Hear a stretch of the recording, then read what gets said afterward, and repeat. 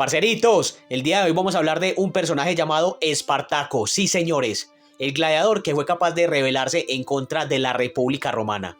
¿Y por qué es tan famoso? Se lo cuento, parcero. Se sabe que Espartaco nació en el siglo I a.C., en un lugar llamado Tracia, lo que actualmente sería Bulgaria. Y el hombre hacía parte de un ejército auxiliar de Roma. Esos ejércitos se componían de los hombres o los soldados de las ciudades conquistadas por el imperio, pero no eran considerados como ciudadanos romanos. Básicamente, Espartaco estaba condenado a la voluntad de los romanos. Es por esto que él, junto con su esposa, una mujer llamada Sura, se ingenian un plan para poder escaparse, ya que no querían seguir siendo utilizados por la República. Y cuando todo estaba listo, robaron las provisiones que pudieron y salieron corriendo. No dejaron sino el polvero, mijo. Luego de alejarse lo suficiente, Espartaco junto con su esposa deciden ocultarse. Ellos pensaron que los soldados los iban a dejar de buscar y podrían vivir felices por siempre.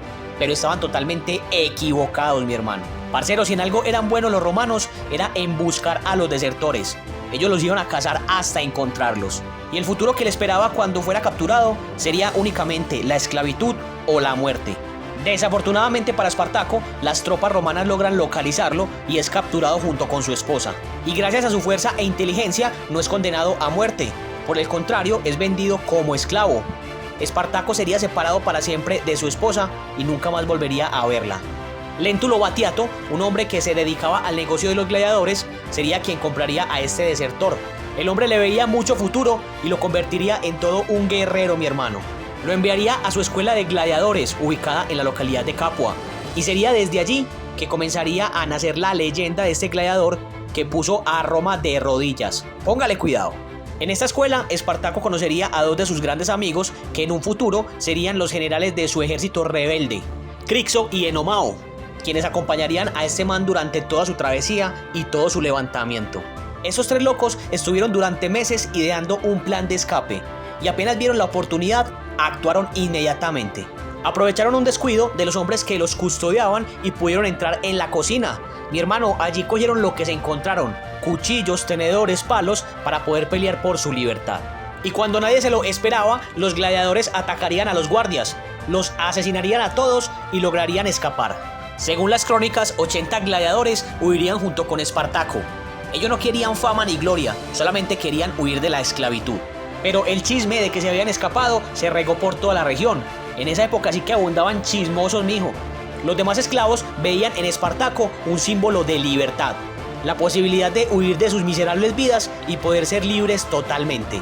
En esa época, los esclavos representaban aproximadamente un 20% de la población total. Era un montón de gente, mijo. Día tras día se escaparían más y más personas para unirse a Espartaco.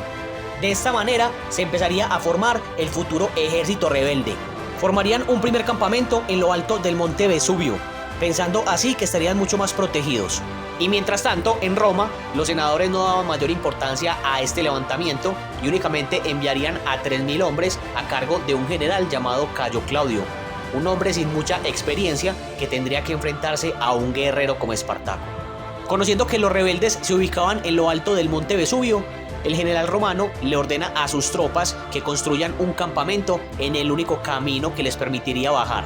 El plan de Cayo Claudio era muy simple: tapar cualquier salida y evitar que pudieran obtener suministros. El hombre pensaba que Espartaco no iba a hacer absolutamente nada y que se iba a debilitar. Simplemente estaría esperando el momento para acabar con su vida. Pero estaba totalmente equivocado, mi hermano, porque estamos hablando del gran Espartaco, el hombre que puso a temblar los cimientos de la misma Roma. Y con un plan que parecía sacado como de un guión de película, estos manes se las ingeniaron para poder bajar sin ser vistos y poder sorprender a todos los romanos. Póngale cuidado. Espartaco le ordena a todos los que estaban con él que fabriquen cuerdas con la vegetación que tenían a su alrededor. Y con las cuerdas que pudieron fabricar, crearon escaleras improvisadas que utilizaron para bajar el monte Vesubio por la parte más escarpada, por el volado, mejor dicho, mijo. De esa manera, los esclavos rebeldes pudieron posicionarse detrás del ejército romano y cuando nadie lo esperaba, atacaron sin compasión y aniquilaron a todo el ejército. Hágame el berraco favor. Comenzaría la tercera guerra servil en contra de la República Romana y Espartaco había dado el primer golpe. Los senadores romanos seguían sin tomarse muy en serio el levantamiento rebelde. y es por esto que al enterarse de esta derrota envían un segundo ejército al mando de un hombre llamado Publio Varino. Las fuerzas de Varino constaban de unos 5.000 legionarios y la táctica que utilizaría sería separar su ejército para atacar a los esclavos por 3 frentes diferentes.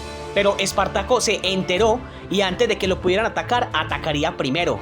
El hombre destrozó al ejército de Varino que se había separado y de esta manera ganaba su segunda batalla en contra de la República, de esta manera imparable.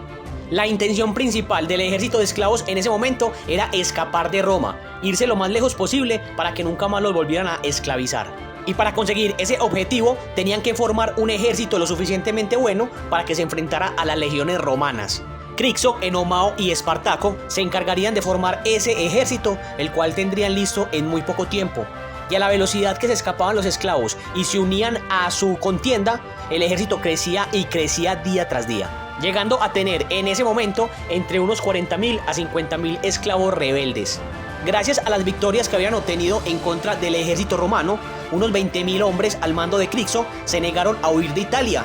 Por el contrario, dieron la vuelta y su objetivo principal sería tomar la ciudad de Roma.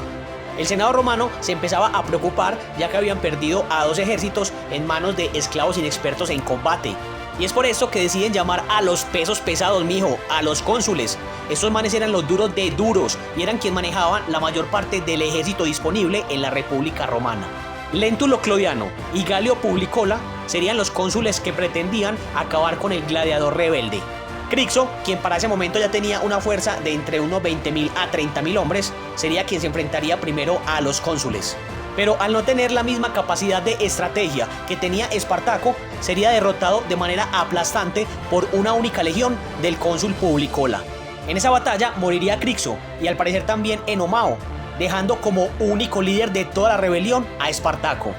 El ejército de rebeldes no dejaba de crecer día tras día, llegando a reunir unas 120.000 personas. Y Espartaco, lleno de ira y con sed de venganza por sus amigos caídos, daría la vuelta y se enfrentaría directamente con el ejército de Roma.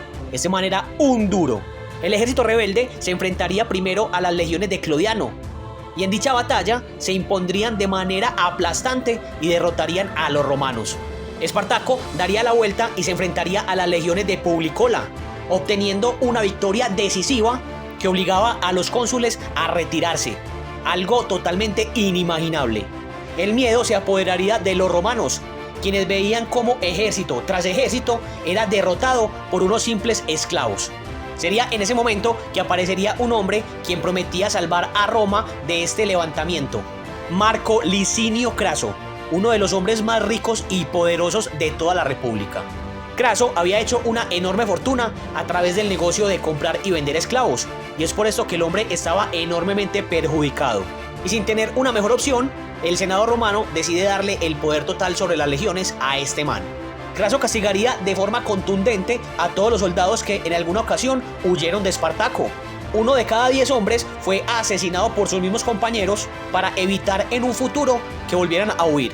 Y con la disciplina nuevamente renovada en el ejército, Craso se encargaría poco a poco de acorralar a los rebeldes. A pesar de que estaban perdiendo, los romanos eran inmensamente ricos y podían disponer de recursos prácticamente ilimitados. Por el contrario, las fuerzas de Espartaco eran sumamente limitadas, ya que solamente contaban con los pocos esclavos que se pudieran escapar. Por todas estas dificultades y por la guerra de desgaste que llevó a cabo Craso, los rebeldes fueron perdiendo más y más hombres, y las legiones romanas conseguirían acorralar al ejército rebelde en el sur de Italia. La República lograría reunir 20 legiones, aproximadamente unos 120.000 soldados, y estos estarían comandados por Craso, Pompeyo y Licinio, los 3 mejores generales en el momento, mi hermano, los que iban a salvar la patria. Al estar conscientes de lo que pasaría si llegaban a ser capturados por Roma, parte del ejército de los rebeldes decidió escapar. Unas 20.000 personas se esconderían en las montañas, pero las legiones de Craso los encontrarían y acabarían con la mayoría de ellos. 12.000 personas murieron en ese enfrentamiento. En el año 71 a.C. se daría la batalla final, la batalla del río Silaro, y allí se enfrentarían aproximadamente unos 40.000 esclavos contra 80.000 legionarios. Una locura completa, mi hermano. Según las crónicas, momentos antes de la batalla le llevarían un caballo a Espartaco para que se pudiera escapar en caso de que perdieran. Este loco le quita la vida al animal y le responde: que si gana tendrá muchos caballos del enemigo, pero que si pierde no va a necesitar ninguno. Este man iba hasta la muerte, mijo. Y aunque lucharon con todas sus fuerzas para evitar volver a caer en la esclavitud, no pudieron soportar la superioridad de las legiones romanas. Espartaco moriría en esta batalla, pero su cuerpo jamás sería encontrado. La República tomaría a 6.000 prisioneros y los crucificaría a todos en la vía Apia, que cruzaba desde Capua hasta Roma, dejando en claro lo que le pasaría a quien intentara nuevamente levantarse en contra de la República Romana. Esta fue la historia de Espartaco, parceros, un hombre que murió luchando por su libertad. Espero les haya gustado, hayan aprendido y que me compartan de quién más quisieran saber en una próxima ocasión. Gracias por estar acá, parceritos, la buena.